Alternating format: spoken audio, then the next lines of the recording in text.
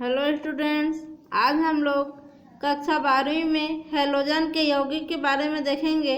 पिछली क्लास में हम लोगों ने हैलोजन का पूरा देख लिया है, उसके मेंबर्स के बारे में और फ्लोरीन के असंगत व्यवहार के बारे में भी देख चुके थे। आज हम लोग देखेंगे हैलोजन के यौगिक के बारे में। तो जो हैलोजन है वो हर प्रकार का हैलोजन अपना अपना यौगिक बनाता है। तो इसमें क्लोरीन के यौगिक के बारे में आज पहले देखना है। तो जो क्लोरीन है उसका सूत्र होता है Cl2, क्योंकि ये डाई एटॉमिक प्रकार का मॉलिक्यूल बनाएगा, अणु बनाता है। अब जो क्लोरीन है उसके यौगिक के बारे में देखने के लिए हम लोग देखेंगे कि किस किस प्रकार से ये यौगिक का निर्माण करता है। तो सीले नामक जो वैज्ञानिक थे उन्होंने सन 1774 में क्लोरीन की खोज की थी। उन्होंने मैग्नीज ऑक्साइड पर HCl की अभिक्रिया कराया। उसके बाद वहाँ से इन दोनों की रिएक्शन के बाद क्लोरीन गैस प्रोडक्ट के रूप में प्राप्त हुआ था। बर्थेलो नामक जो वैज्ञानिक थे उन्होंने इस गैस को, इस क्रिया में जो गैस निकली थी उसको ऑक्सी म्यूरिएटिक अम्ल गैस कहा था। माने बर्थेलो ने जो नाम दिया था क्लोरीन गैस का वो है ऑक्सी म्यूरिएटिक अम्ल। उन्होंने ऐसा इसलिए कहा था क्योंकि यह जो है म्यूरिएटिक अम्ल माने कि यहाँ जो रिएक्टेंट में जो HCl लिया गया था, इसी HCl का प्राचीन नाम क्या था? म्यूरिएटिक अम्ल था। इसलिए इसकी क्रिया द्वारा माने कि HCl का जो ऑक्साइड है वही क्या बना था?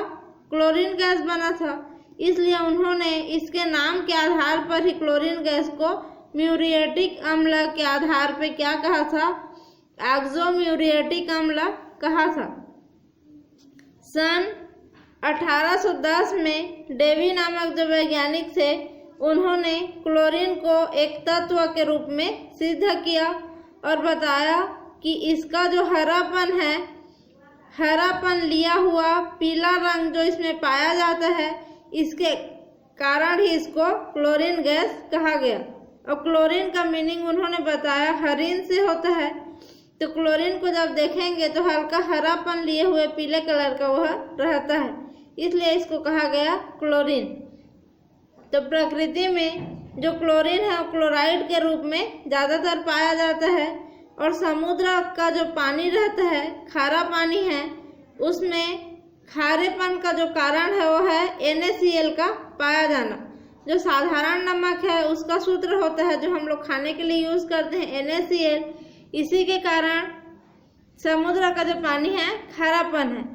इसी की वजह से जो क्लोरीन है और अनेक प्रकार के क्लोराइड बनाता है जो खनिजों के रूप में पाए जाते हैं। तो सबसे पहले इसमें आता है सिल्वीन, जिसको पोटेशियम क्लोराइड भी कहते हैं। तो यहाँ पे KCl है सिल्वीन या पोटेशियम क्लोराइड का सूत्र। कार्नेलाइट, इसका सूत्र है KCl MgCl2 6H2O। यहाँ पे पोटेशियम का क्लोराइड और मैग्नीशियम का क्लोराइड दोनों है, प्लस इसमें क्या है, जल का अणु भी इसके साथ अटैच्ड है। इसी प्रकार क्लोरएपेटाइट का जो सूत्र है 3CH3PO4 ट्वाइस CaCl2। इसमें भी क्लोरीन है। तो सब में क्लोरीन लगा हुआ है, इसलिए ये क्या कहलाएंगे? क्लोरीन के यौगिक कहलाएंगे। अब हार्न सिल्वर है। हार्न सिल्वर का जब सूत्र देखेंगे तो AgCl या सिल्वर क्लोराइड भी इसको बोलते हैं, इसी को बोला जाता है हार्न सिल्वर। तो ये हैं क्लोरीन के यौगिक या क्लोरीन के कंपाउंड। अब देखेंगे कि इनको बनाने की विधि। तो किसी भी विधि के द्वारा इनको क्या कर सकते हैं? बनाया जा सकता है। किसको? क्लोरीन गैस को। तो यहाँ पे बताया गया है क्लोरीन गैस को बनाने की विधि। तो सांद्र हाइड्रोक्लोरिक अम्ल को मैग्नीज डाइऑक्साइड के साथ जब गर्म करेंगे तो क्लोरीन गैस बनेगा। सीले ने इसी विधि को बताया था जो अभी पढ़े हैं इससे पहले उसमें, कि मैग्नीज डाइऑक्साइड और HCl के रिएक्शन से क्या बना? Manganese chloride plus chlorine gas plus H2O यहाँ से बनता है। तो यहाँ से देखो क्लोरीन गैस निकल रहा है। तो जो HCl के स्थान पे यहाँ पे अगर हम लोग नमक लेंगे, नमक माने कि NaCl ले लेंगे और सांद्र H2SO4 का मिश्रण भी उपयोग में लिया जा सकता है।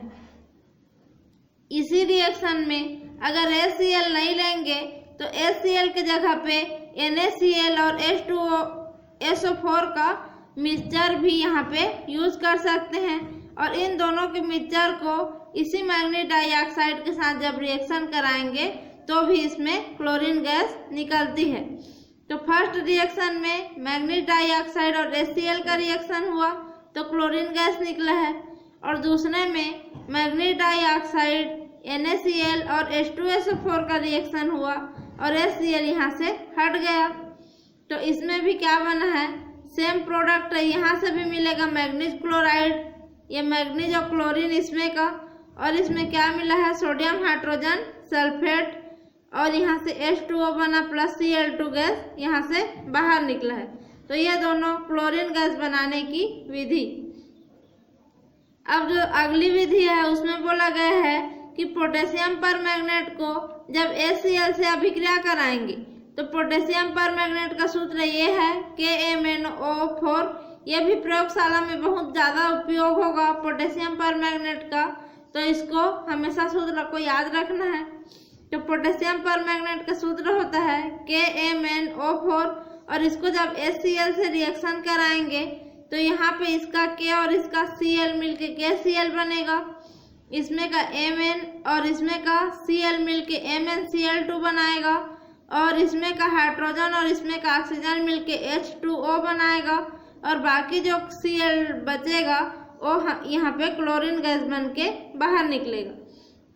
तो ये हो गया क्लोरीन गैस बनाने की विधि। यह पहली विधि है जिसमें HCl के जगह पे दूसरे को लेंगे उसको बताया है और ये हो गया दूसरी विधि। अब देखेंगे क्लोरीन का उत्पादन। तो यह तो बनाने की सामान्य सी विधि थी। अगर औद्योगिक दृष्टि से हम लोग क्लोरीन गैस को चाहिए हमें तो औद्योगिक रूप से इसको बनाने की विधि बताया गया है। तो सबसे पहले है डेकान की विधि। तो क्लोरीन गैस का बहुत ज़्यादा जहाँ पे यूज़ होता है उद्योगों में, फैक्ट्री में, कंपनी में, वहाँ पे डेकान विधि द्वारा इसको बनाते हैं। तो 723 केल्विन टेम्परेचर पे या फिर हाइड्रोजन क्लोराइड गैस का CuCl3, यहाँ पे जो क्यूप्रिक क्लोराइड है ये उत्प्रेरक का काम करेगा और CuCl3 जो क्यूप्रिक क्लोराइड है इसकी उपस्थिति में वायुमंडलीय ऑक्सीजन द्वारा क्या करेंगे, यहाँ पे हाइड्रोजन क्लोराइड का ऑक्सीकरण करेंगे। तो जब इसका ऑक्सीकरण किया जाता है तो यहाँ से क्लोरीन गैस मिलेगी। तो ये हो गया HCl हाइड्रोजन क्लोराइड गैस। अगर इस उत्प्रेरक को लेंगे तो क्या होगा, यहाँ पे ऑक्सीजन की उपस्थिति होगी और अगर उत्प्रेरक को नहीं लेंगे तो क्या होगा, 723 केल्विन टेम्परेचर पे इसको गर्म करना पड़ेगा। तो यहाँ पे इस उत्प्रेरक को ले रहे हैं तो यहाँ पे वायुमंडल का जो ऑक्सीजन है उसके द्वारा HCl का ऑक्सीकरण करेंगे तो यहाँ से Cl2 गैस बाहर निकलेगी और इसका हाइड्रोजन और ऑक्सीजन मिलकर यहाँ पे H2O अणु बनाता है। तो यह जो क्लोरीन गैस है यहाँ से प्राप्त किया जाता है उद्योगों के लिए। दूसरी विधि है विद्युत अपघटन के प्रक्रम से। तो जो क्लोरीन का गैस प्राप्त करेंगे तो यहाँ पे विद्युत अपघटन का मतलब है किसी पदार्थ पे अगर उसका विलयन बना करके उसमें विद्युत धारा प्रवाहित करते हैं तो वह दो भागों में टूट जाता है। तो ऐसे पदार्थ को यहाँ पे लेंगे जिसमें पहले से क्लोरीन पाई जाएगी, उसी को जल में घोलेंगे और क्या करेंगे, उसमें विद्युत धारा प्रवाहित करेंगे तो दो भागों में टूट करके वहाँ से क्लोरीन गैस बाहर निकलेगा। तो जिस यौगिक को घोलेंगे उसमें क्लोरीन होना चाहिए तभी वह दो भागों में टूट करके अपना क्लोरीन को बाहर निकालेगा। तो यहाँ पे विद्युत अपघटन के लिए NaCl को लिया गया है। तो NaCl एक प्रकार का साल्ट है, साल्ट माने कि लवण है, क्योंकि इसमें सोडियम Na और Cl दोनों के मिलने से बना है। तो यह अम्ल और क्षार की क्रिया से बनता है, इसलिए एक प्रकार का साल्ट है। तो क्लोरीन का जो साल्ट रहता है NaCl, इसको लेंगे और इसका सांद्र विलयन जल में इसको घोलेंगे तो सांद्र विलयन बनना चाहिए, एकदम तनु विलयन नहीं बनाएंगे, माने पानी की मात्रा कम रहेगी और NaCl की मात्रा ज़्यादा रहेगी। तो इसका सांद्र विलयन लेंगे, उसमें विद्युत धारा प्रवाहित करेंगे, माने कि विद्युत अपघटन करेंगे, तो वहाँ से क्या निकलेगा, क्लोरीन गैस निकलता है। जो NaCl प्लस H2O का रिएक्शन कराए प्लस विद्युत अपघटन किए, तो यहाँ से Na और यहाँ का OH NaOH बन के बाहर निकलेगा और इसमें का जो Cl है Cl2 के रूप में बाहर निकलेगा और इसमें का जो हाइड्रोजन बचा हुआ है वो H2 गैस के रूप में बाहर निकलेगा। तो उसमें एनोड और कैथोड दो ठो इलेक्ट्रोड लगाया जाता है जिसमें विद्युत अपघटन की क्रिया होती है। इसको इलेक्ट्रोकेमिस्ट्री या विद्युत रसायन में पढ़ चुके हैं, पहले 2 इलेक्ट्रोड लगाकर ही विद्युत अपघटन करते हैं। तो जो एनोड रहेगा उसमें यहाँ से क्लोरीन गैस प्राप्त होगा और जो कैथोड वाला इलेक्ट्रोड रहेगा उसमें से हाइड्रोजन गैस वहाँ से मिलता है। तो ये हो गया इसको बनाने की विद्युत अपघटन प्रक्रम की विधि। अब देखेंगे भौतिक गुण। तो जो क्लोरीन है वह हरा पीले रंग का रहता है और सुआ पंखी रंग, जो सुआ एक प्रकार का पक्षी है जो सुआ बोलते हैं, उस पक्षी के पंख का जो कलर रहता है उस टाइप से कलर इसका पाया जाता है और इसमें एकदम तीक्ष्ण वाली गंध पाई जाएगी, स्मेल पाई जाती है झंझनाहट वाली, और इसके संपर्क में ज़्यादा समय तक रहने पे यह दम घोटने वाली गैस होती है, माने दम घुटने लगता है। दूसरा है यह वायु माने कि नाइट्रोजन और ऑक्सीजन, क्योंकि वायुमंडल में जो वायु है उसमें नाइट्रोजन और ऑक्सीजन ही ज़्यादातर % में पाए जाते हैं, इसलिए वायु कहने का मतलब है नाइट्रोजन और ऑक्सीजन का मिक्सचर। तो जो वायु रहता है उससे यह 2.5 गुना भारी रहेगा। यह एक विषैली प्रकार की गैस है और इसको जब सूंघते हैं तो सिर दर्द करने लगता है। यह गले में, नाक में और फेफड़ों को प्रभावित करता है। गले को प्रभावित करेगा, नाक को भी प्रभावित करेगा और जब अंदर जाता है यह गैस तो फेफड़ों को भी प्रभावित करता है। यह घातक प्रकार का हो सकता है। इसको जो है उच्च दाब पर सरलता से द्रवीकृत किया जा सकता है। जब प्रेशर को माने कि दाब को ज़्यादा लगाएंगे, जिस भी पात्र में जहाँ पे क्लोरीन गैस है उसका प्रेशर, वायुमंडलीय प्रेशर वहाँ पे बढ़ाएंगे तो इस गैस को क्या कर सकते हैं, सरलता से लिक्विड फॉर्म में लाया जा सकता है। और द्रव वाला जो क्लोरीन रहेगा उसका क्वथनांक -34.6 डिग्री सेंटीग्रेड होता है और यह पीले कलर का रहता है, लिक्विड वाला क्लोरीन। यह जल में पूर्ण रूप से विलय हो जाता है और जो विलयन बनता है, माने पानी में जब क्लोरीन को घोलेंगे, क्लोरीन गैस को, तो जो विलयन बनेगा उसको क्या बोलेंगे, क्लोरीन का जल या क्लोरीन वाटर बोला जाता है। अब क्लोरीन वाटर ऑक्सीकारक तथा विरंजक का काम करता है। ऑक्सीकृत करेगा किसी पदार्थ को, और कोई पदार्थ अगर कलरफुल है तो उसको कलरलेस करने का काम भी करेगा, जिसको विरंजक का गुण कहते हैं। यहाँ पे क्लोरीन और वाटर मिल करके HCl बनाता है, माने कि हैलाइड और हाइपोहैलाइड का निर्माण करता है। अब यहाँ पे जो हाइपोहैलाइड है इसके 2 अणु आपस में ही रिएक्शन करेंगे और यहाँ से ऑक्सीजन गैस को निकाल देते हैं और यहाँ पर फिर से हैलाइड का निर्माण करते हैं। यह जो हो गया क्लोरीन जल पीले कलर का होता है और इसमें से क्लोरीन की स्मेल आती रहती है। 0 डिग्री सेंटीग्रेड पर यह क्लोरीन हाइड्रेट, जो क्लोरीन गैस है वह 0 डिग्री सेंटीग्रेड पे Cl2H2O के क्रिस्टल के फॉर्म में आ जाएगा।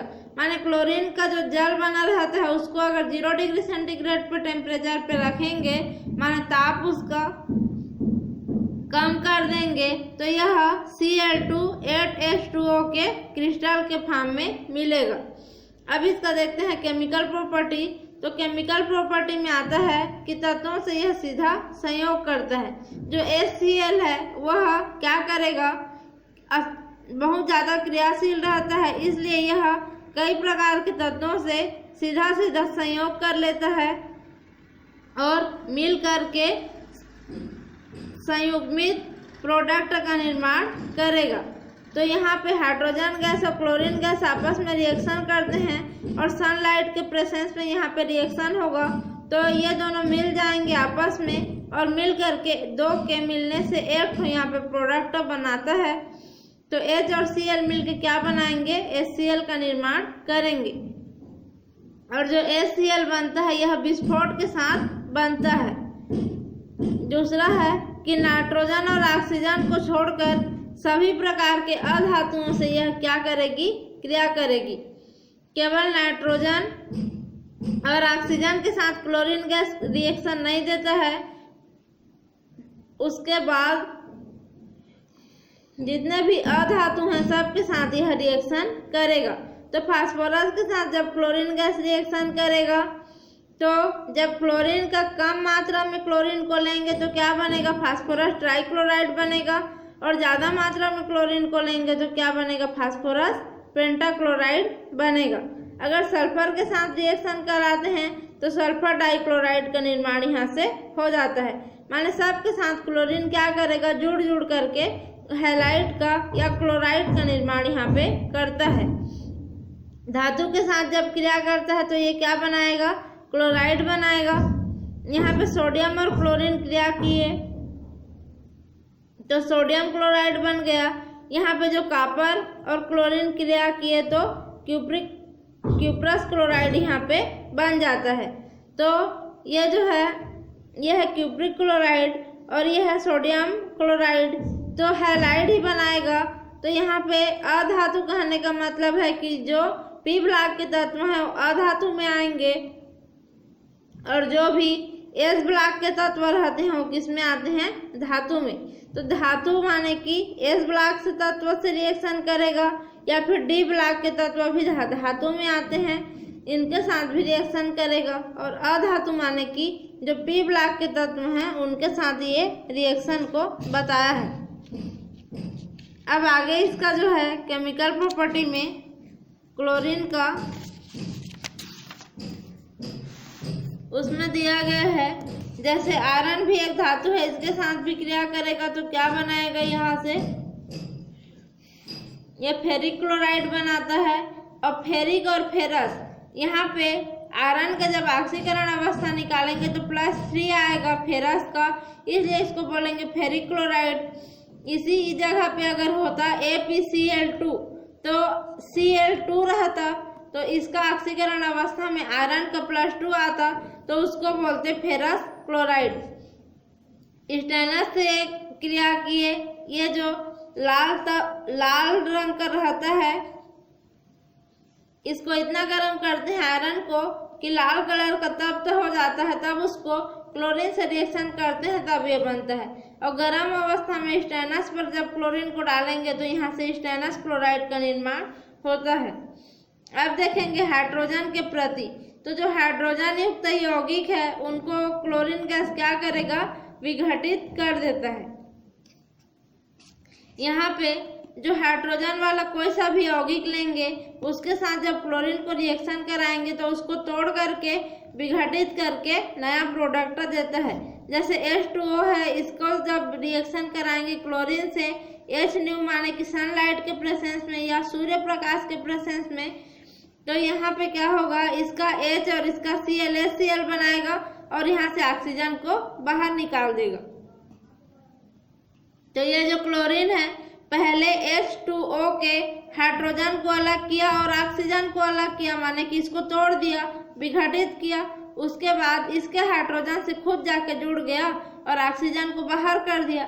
इसी प्रकार यहाँ पे सल्फर और हाइड्रोजन को तोड़ देगा, पहले विघटित करेगा, उसके बाद H के साथ जुड़ करके HCl बनाएगा और सल्फर को बाहर करेगा। इसमें जो तारपीन का तेल है उसका सूत्र होता है C10H16। इसमें भी जब क्लोरीन का रिएक्शन कराएंगे तो इसमें से कार्बन को अलग कर देगा और हाइड्रोजन के साथ खुद मिलकर के HCl बनाता है। तो इस प्रकार से ये विघटित करने का काम हाइड्रोजन वाले यौगिकों को करता है। अब आगे देखेंगे कि जो तारपीन के तेल में डुबोया हुआ कपास का, कपास माने कि जो रुई निकलता है जिसको, उसको बोलते हैं कपास को जब क्या करेंगे, तारपीन के तेल में डुबाएंगे, उसके बाद उसमें से रुई को निकालेंगे। जब क्लोरीन से भरे जार में गिराया जाता है तो जो रुई रहेगा वो क्या कर रहेगा, तारपीन के तेल को सोख लिया रहेगा। अब उस रुई को क्या करेंगे, क्लोरीन से भरा हुआ एक ठो जग या जार लेंगे, उसमें गिराएंगे तो क्या होगा, वह आग पकड़ लेता है तथा HCl धुआं देकर कार्बन में विघटित हो जाता है। तो इसको सोख लिया रहेगा, वो जो रुई रहेगा कपास का, उसको अगर HCl में गिराएंगे तो आग पकड़ लेगा और वहां पे धुआं निकलेगा तथा और जो धुआं रहेगा उसमें क्या रहेगा, HCl रहेगा और कार्बन के रूप में तारपीन का तेल वहां पे विघटित हो जाता है। यहाँ पे योगशील यौगिकों का बनना, योगशील यौगिक का बनना मतलब कि क्लोरीन किसी के साथ भी रिएक्शन करेगा तो उसके साथ जुड़ करके एक ही तो प्रोडक्ट बनाएगा। यहाँ पे अलग अलग प्रोडक्ट नहीं बनाता है, जितना भी रहेगा सब जुड़ करके एक ही तो प्रोडक्ट बनाएगा, उसको बोलेंगे योगशील यौगिक। तो SO2 के साथ जब रिएक्शन कराएंगे कपूर की उपस्थिति में, और यहाँ पे सल्फ्यूरिल क्लोराइड बनेगा, माने कि दोनों आपस में जुड़ जाएंगे। इसी प्रकार C और Cl2 का रिएक्शन कराएंगे तो कार्बोनिल क्लोराइड बनता है, COCl2 बनेगा। यहाँ से ये दोनों भी आपस में जुड़ करके एक ही तो प्रोडक्ट बनाया। अब फास्फीन के नाम से जाने जाने वाली यह जो गैस, कार्बोनिल जो क्लोराइड गैस है, इसी गैस को फास्जीन के नाम से भी जाना जाता है। और फास्जीन यह जो गैस है COCl2, यह जहरीली गैस है और युद्ध गैस भी इसको बोला जाता है। अपने शत्रुओं को हराने के लिए इस गैस का उपयोग युद्ध में करते हैं। अब अमोनिया से अभिक्रिया, तो जो क्लोरीन है वह अमोनिया से अभिक्रिया करेगा। तो कई प्रकार से अमोनिया से क्रिया कर सकता है। पहला, क्लोरीन की अधिकता, जब अमोनिया का एक ठो अणु लेंगे और क्लोरीन के अणु को ज़्यादा लेंगे तो ये रिएक्शन करेगा तो क्या बनाएगा, नाइट्रोजन ट्राइक्लोराइड प्लस HCl बनेगा। अब यहाँ पे नाइट्रोजन ट्राइक्लोराइड जो है, ये जो बनता है अत्यंत विस्फोटक प्रकार का द्रव है। अब दूसरी कंडीशन में क्या होगा, यहाँ पे अमोनिया की अधिकता में पहले क्या था, क्लोरीन को ज़्यादा लिए थे, अमोनिया को कम लिए थे। अब दूसरे में अमोनिया को ज़्यादा लेंगे और क्लोरीन को कम लेंगे। यहाँ पे 3 ठो क्लोरीन और 1 ठो अमोनिया था, यहाँ पे 8 ठो अमोनिया है और 3 ठो क्लोरीन है। जब ये दोनों रिएक्शन करते हैं तो यहाँ पे ammonium chloride plus nitrogen gas बाहर निकलेगा। तो अलग अलग स्थिति में अलग अलग प्रकार के प्रोडक्ट बनता है। अब देखेंगे अगला, क्षार के साथ रिएक्शन। तो क्षार के साथ रिएक्शन में इसमें भी बोला गया है कि जो ठंडा तथा तनु, ठंडा वाला क्षार लेंगे और उस क्षार को क्या होना चाहिए, विलयन को तनु विलयन होना चाहिए। तो उसके साथ जब क्रिया करेगा तो हाइपोक्लोराइड बनाता है। तो क्लोरीन NaOH के साथ जब रिएक्शन करेगा तो यहाँ पे NaCl बनेगा और NaOCl बनेगा और H2O बनता है। यहाँ बोला गया है हाइपोक्लोराइड बनेगा। इस सोडियम और ऑक्सीजन और इसका क्लोरीन मिलकर सोडियम हाइपोक्लोराइड यहाँ से बनाता है। इसी प्रकार ये क्या था, तनु क्षार से रिएक्शन किया था। अब यहाँ पे क्या करेगा, सांद्र कास्टिक क्षार तथा गर्म कास्टिक क्षार से रिएक्शन करेगा। यहाँ पे तनु वाला क्षार लिए थे, यहाँ पे क्या लेंगे, सांद्र वाला क्षार लेंगे। इसके साथ जब रिएक्शन करेगा, गर्म करेंगे तो क्या बनेगा, क्लोराइड तथा क्लोरेट का मिश्रण बनता है। तनु लेंगे तो हाइपोक्लोराइड बनेगा और सांद्र वाला क्षार लेंगे तो क्लोराइड और क्लोरेट का मिश्रण यहाँ से बनता है। तो क्लोरीन और NaOH के रिएक्शन से यहाँ पे NaCl बना, NaClO3 और यहाँ पे H2O बना है। तो ये क्या है, क्लोराइड है और ये क्या है, क्लोरेट है। तो इन दोनों का मिक्सचर यहाँ पे बन रहा है। ये हो गया। अब यहाँ पे जो क्लोरीन है उसको सूखा बुझा हुआ चूना से अभिक्रिया करते हैं तो क्या बनेगा, यहाँ से ब्लीचिंग पाउडर बनता है। ब्लीचिंग पाउडर बरसात के दिनों में जो काई लगा रहता है, शैवाल जो उगा रहता है काई, उसको साफ करने के लिए ब्लीचिंग पाउडर लगाते हैं, या कुआं या फिर गंदा पानी जो रहता है उसको भी साफ करने के लिए ब्लीचिंग पाउडर डाला जाता है। तो वही जो क्लोरीन है वह सूखा हुआ बुझा हुआ जो चूना रहता है उसके साथ रिएक्शन करके क्या बनाता है, ब्लीचिंग पाउडर बनाएगा। तो ये है बुझा हुआ चूना का सूत्र CaOH ट्वाइस। ये है कैल्शियम हाइड्रोक्साइड भी बोलते हैं इसको, या फिर बुझा हुआ चूना बोलेंगे। तो इसको सुखा लेते हैं, माने कि चूना जो पानी में घोल देते हैं, पहले चूना जो आता है सूखा उसको पानी में घोलेंगे, उसके बाद उसको सुखाएंगे, तो उसको बोलेंगे बुझा हुआ चूना। अब इसमें क्लोरीन गैस प्रवाहित करते हैं तो CaOCl2, यहाँ पे CaOCl2 बनता है जो कैल्शियम हाइपोक्लोराइड कहलाता है, और जो CaOCl2 है यही कहलाएगा कैल्शियम हाइपोक्लोराइड, और इसी को बोलते हैं ब्लीचिंग पाउडर। और ये है CaCl2 और H2O यहाँ पे बनेगा। अब जो ब्लीचिंग पाउडर का संगठन है वास्तव में ये होता है CaOCl2, CaCl2, CaOH twice 2H2O। ये वास्तविक में ब्लीचिंग पाउडर का सूत्र है, लेकिन इसको भी ब्लीचिंग पाउडर बोलते हैं और कैल्शियम हाइपोक्लोराइड बोला जाता है। अब यहाँ पे अगला देखेंगे कि ऑक्सीकारक तथा विरंजक का गुण। तो जो क्लोरीन गैस है उसमें क्या है, ऑक्सीकारक का गुण पाया जाता है, ऑक्सीकृत करने का, और कलरफुल को कलरलेस करने का गुण भी पाया जाता है। तो जो क्लोरीन है वह जल के साथ रिएक्शन करके नवजात ऑक्सीजन मुक्त करता है, और यही जो नवजात ऑक्सीजन है किसी के साथ जुड़ करके उसको ऑक्सीकृत करेगा, इसलिए यह ऑक्सीकारक का गुण है। और इसमें विरंजक और कीटाणुओं का नाश करने वाला भी गुण कीटाणुनाशक का पाया जाता है। क्लोरीन जब वाटर से रिएक्शन करता है तो यहाँ से इसका Cl2 और इसका H2 मिलकर HCl बनेगा, और इसमें का ऑक्सीजन बाहर निकल जाता है। यही जो ऑक्सीजन है वह क्या करेगा, किसी भी पदार्थ जैसे कि H2S का सल्फर है, सल्फाइड का जो सल्फेट है, और थायोसल्फेट का सल्फेट में, SO2 का H2SO4 में, और Ap2 का Ap3+ में क्या करता है, और स्टेनस SN2+ का SN4+ में, और Br- का ब्रोमीन में, और I- का आयोडीन में ऑक्सीकृत करने का काम ये वाला ऑक्सीजन करेगा।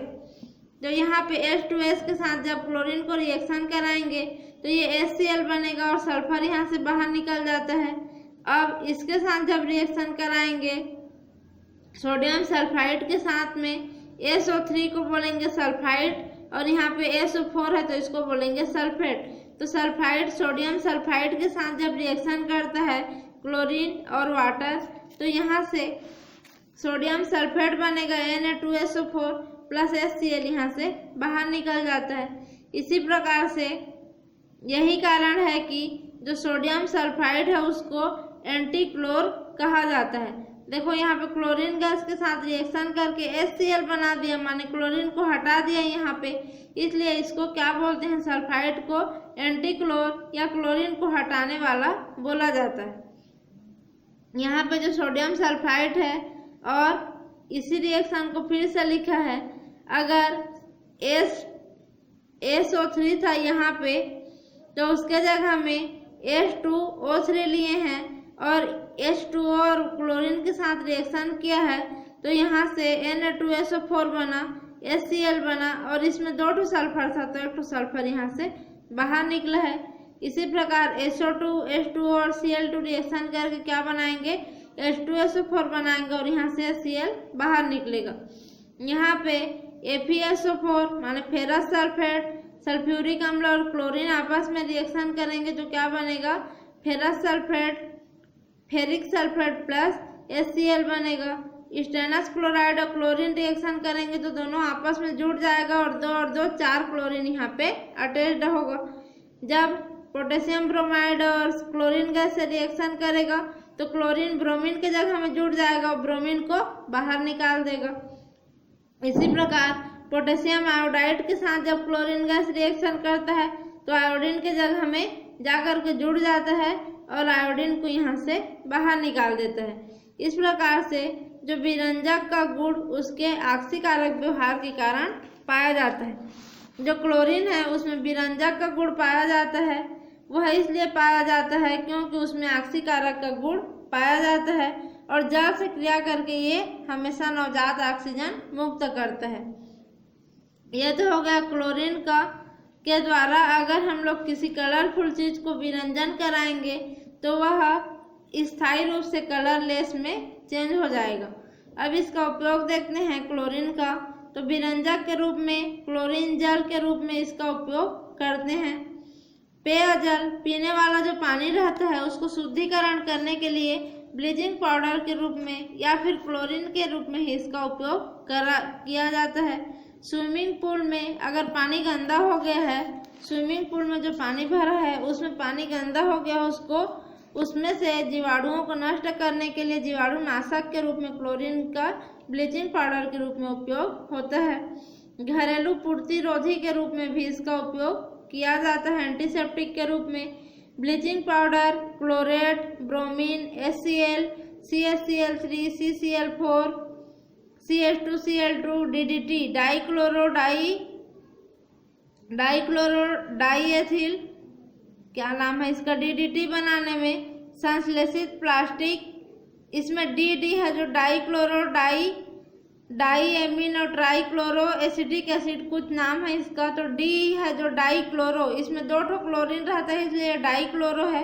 तो DDT बनाने में और संश्लेषित प्लास्टिक बनाने में भी इसका यूज किया जाता है।